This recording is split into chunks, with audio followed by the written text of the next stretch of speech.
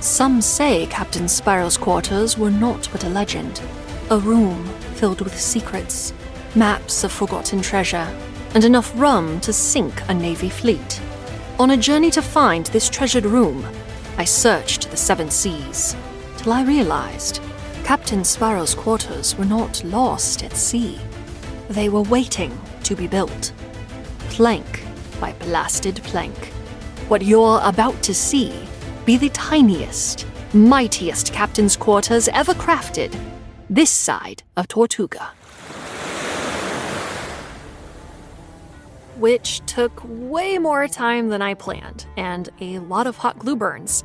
Welcome to Look Nooks Miniatures. My name's Crystal, and today we're setting sail on my biggest miniature build yet, Captain Jack Sparrow's very own quarters. I'm in the market, as it were. And what better way to start than with a proper pirate map? Just the way I imagined it. But before we jump into this pirate map, I should introduce you to our first mate for this build, Panda Bear, trusted advisor and the fluffiest pirate on board. Also, there will be a miniature giveaway later in this video, because I may have accidentally built a pirate captain's chair at the wrong scale that was too small for Jack Sparrow. So instead of just tossing it into the Kraken, I'm giving it away. Stay tuned for more details on how to snag it. To start off this build, I take a look at my client's amazing Jack Sparrow figurine who will be living inside of this miniature. These are the reference images I'm using for inspiration, and I'm gonna pull a few design aspects from each one. But first, we need a proper tinfoil Jack Sparrow. I'm gonna use him as my stand-in for scale, so we'll just give him a little jacket and my hat. oh, of course, your hat. There you go. How you feeling, Jack? Somebody turn me body into recyclables.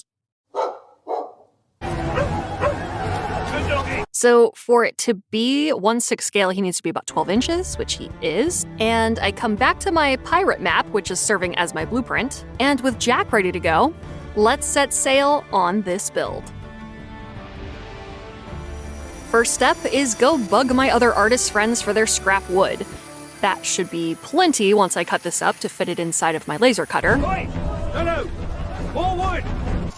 Oh, okay, we'll just cut a little more wood then, and that should be just perfect. So now I go into my Xtool creative space, and I'm going to start designing these windows for the back of the ship. Then send the design over to my laser cutter, and, well, this is my friend's knife design. That's what he does with this wood. But now I'm using it to cut walls and windows and basically the entire structure of my ship. So let's watch it do its thing.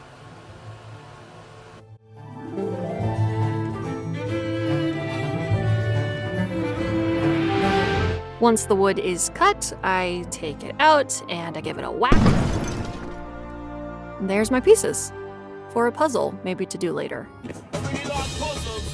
I'm gonna set it up now with all of the windows and walls that I've cut to give myself the basic structure. Kind of thinking about wanting to give it some steps up into the captain's quarters. So gonna play around a little bit with this. I'll probably have to bring Jack in here to see about the height. This is starting to feel like me home. Now with Jack's approval, I can go out to the garage and start staining this wood. The first thing you always want to do is spray the backside of your wood with any color spray paint, because you're not going to see it anyways, but you just want to make sure the wood doesn't warp. I've made that mistake so many times. Let's try not to warp the wood. I'll do my best. And now I'm going to use this wood stain and give it a light coat. Then let it sit for about 2 minutes. So while we wait for this to dry, I'm going to do another piece of wood to get that going because I have a lot of planks that I need to cut for this. Now that the wood has sat for about 2 minutes, I'm going to take a cloth, make sure it's some sort of lint-free cloth so that it doesn't leave behind any fibers.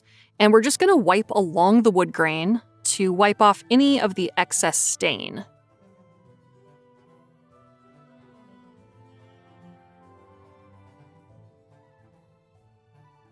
See, so you can still see the wood grain through it. That's what I like about this stain. I don't want to spray paint it just a solid color. I actually want to see the wood. Then let your stained wood sit overnight to make sure it's completely dry. Next up, I've glued together the pieces of wood for the back of the ship with all of my windows, and I'm going to spray paint it a brown. I don't actually need to do a good job of spray painting this because it's just going to be the base on which I'm going to glue my planks. While we wait for all of this to dry, let's go back inside and get back on Creative Space and start designing the planks.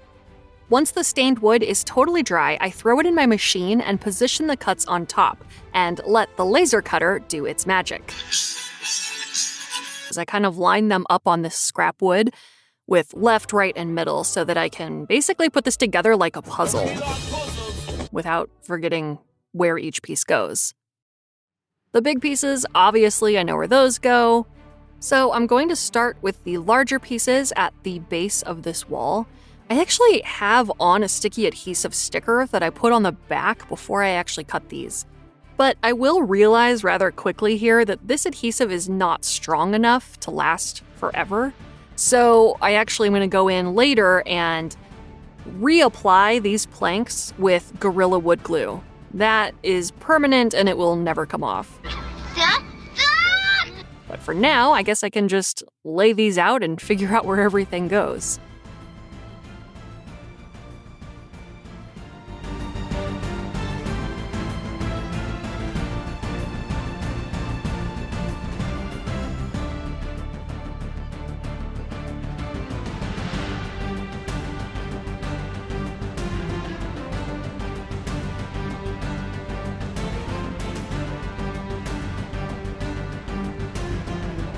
Some of these pieces fit perfectly, but some of them were just a little bit off, so I used my tabletop saw to cut them down to size so that they fit perfectly around the windows.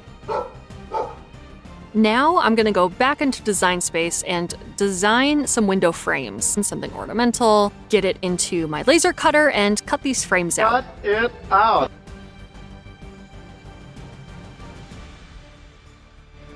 And here are my frames with some puzzle pieces that I need to push out.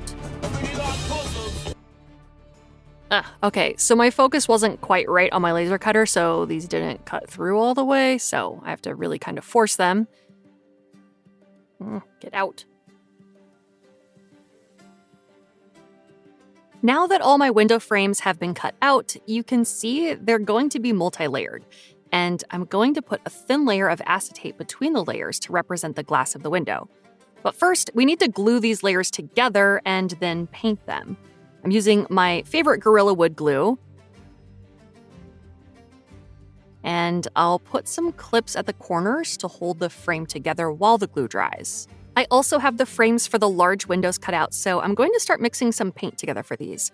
I like using acrylic paints, especially this burnt umber mixed with black. Mix these together.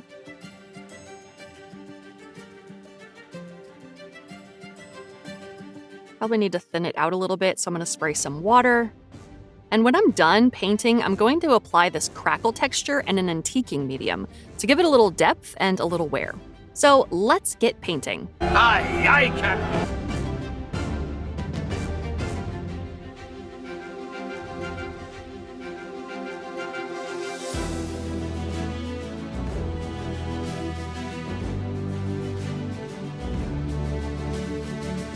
I'm also using a heat gun in between layers to speed things up because I'm impatient. Once dry, I am adding my crackle layer, and then I'm going to roll up my sleeves and sand off all of my hard work. Okay, before you pass out, it's because this is an old pirate ship weathered by the sea and saltwater air, so it shouldn't look brand new and freshly painted. I'm using a 220 grit sandpaper block because I don't actually want to strip off too much of my work. So this will let me go slowly. It might be hard to see here, but the paint looks more worn down, and I will probably go back in with a coarser grit sandpaper in just certain areas to add more age. Now that all my frames are painted and aged, I can cut out my acetate for the windows, which I'm just going to mark with a pencil where I need to make my cuts. Then put it into a vinyl cutter or a paper cutter and cut it down to size.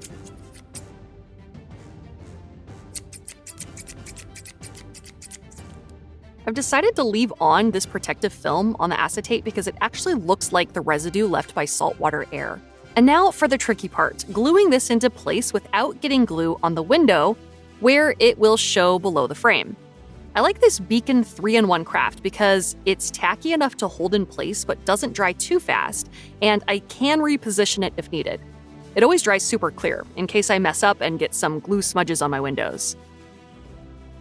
Then on top of this, I will add my window frames with wood glue. Pat it down with a paper towel to make sure the glue doesn't seep out and mess up my windows. Then add clear glue to where the wood will rest on the acetate since it's not wood on wood. Add my clips to let it dry and continue on with the rest of the windows.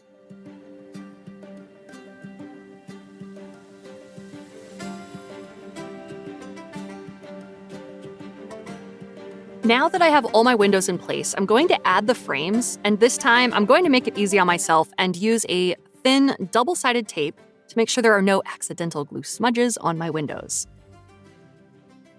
Ta-da! All the wood frames are in place, and I can start aging this wall. Again, I am going to destroy all my hard work by sanding my beautiful wood-stained wood. This time, I'm using an 80 grit sandpaper block because I need a little more damage to this wood than the frames, and it's perfect for making the wood look faded by the sun coming through the windows and the salt in the air. And I'm using this piece of paper just to make sure I don't do something stupid to my beautiful windows. I'm wiping down all the wood dust as I go because I'm actually pushing it into the spaces between the wood because it's helping it to look aged and dirty. You can see here that the sanding did a great job of stripping off some of the stain to look weathered. Now it's time to add my wood planks to the back wall around the window frame. Thank goodness for my laser cutter because I was able to piece this out precisely to fit around the window frame. And having learned my lesson, I am now using my wood glue straight away, not attempting to use some subpar method of stick. But remember when I said earlier while we were painting not to let your wood warp? Well, this is such thin wood that it's still warped a bit from the moisture, so I have to really hold these pieces in place while the glue dries.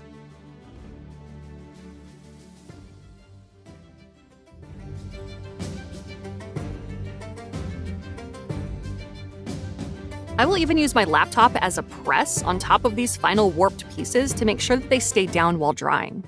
While we wait for those to dry, I'm going back to the big window wall, and I want to add some more embellishments to make this look authentic. Specifically, adding some nails to these planks. So I've had these old-looking nails from Tim Holtz, which is an amazing brand that makes unique craft items that can be found here at Jo-Ann Fabrics. But if you haven't heard, Jo-Ann's has gone bankrupt and is closing all their stores. So, Tim Holtz, if you're listening, where can I find your products now? I need them, especially your Distress ink, which we will talk about soon to come. But for now, let's take out our sadness with a hammer. Well, to be more specific, I actually need to cut these nails down to size so they don't go straight through and nail this wall to my desk. And then use a pokey tool to create a pilot hole and then hammer to release my sadness. And you can see these nails are going to look awesome. I will probably add some rust to these too in a bit. So let's add a bunch of nails.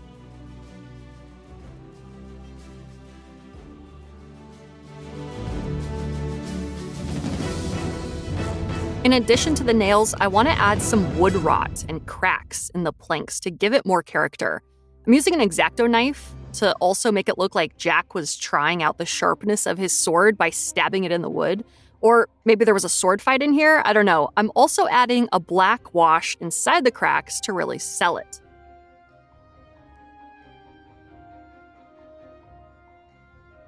And here's the Distress ink I mentioned earlier that I buy at Jo-Ann's. It is an ink pad that you can just brush onto your work and then blend with a paper towel. And I always love the results. I use these on almost every single miniature build. And be sure to put it around the windowsills because sometimes even the best ships have water issues. I had mentioned earlier wanting to add some rust to these nails. The way I'm going to do that is with this Weather Systems rust powder. Basically, you just put a little on a hard bristle brush, and it's activated by brushing it onto your surface. And that's it. So I'll go ahead and do that for the rest of the nails. Look at this! We have walls and some of the base floors. So now I just need to measure the remaining walls here that need wood planks so I can cut those to size. And now we glue away. I'm also alternating between pieces of wood so they don't look like they all came from the same piece of lumber. Because I'm sure back in the day when they built this ship, they just got lumber from the source, not composite wood like I'm working with here in 2025. Also, they are warped, so I'm using my glue bottle collection to hold these pieces down while the glue dries. Then I will just flip it over and let the weight of the board do the hard work of holding it all in place. Now, while I'm back here, I'm reminded that I need to do something to the exterior of the housing for this build. So I'm going to do a simple wood stain for the exterior. This time, I'm going to use a water-based stain because it dries a lot faster, and it just needs to be something simple since this is the back. I will just use a sponge. And, oh, hang on a second. I need to put something down to protect everything. Okay, there we go. So, back to brushing. I have to be very careful not to get this stain on the glass windows, so that's another reason this sponge brush is perfect.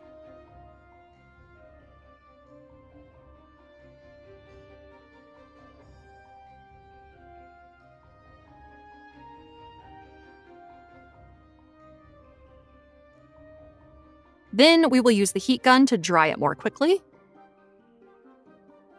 Don't put the heat too hot, or else you could warp your wood, which I really like to do because I'm impatient. Then I will wipe off the excess and do another coat.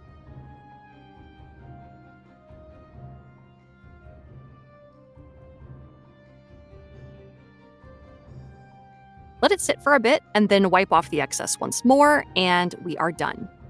Look at these weathered walls. Now that I glued in the floor, I just need to cut a couple more planks to size to fit at the bottom where the wall meets the floor. I will age these just like the rest of them with some sanding, some distressing ink, and some purposely shoddy wood carving, because the baseboards need the most damage from, like, Jack kicking them.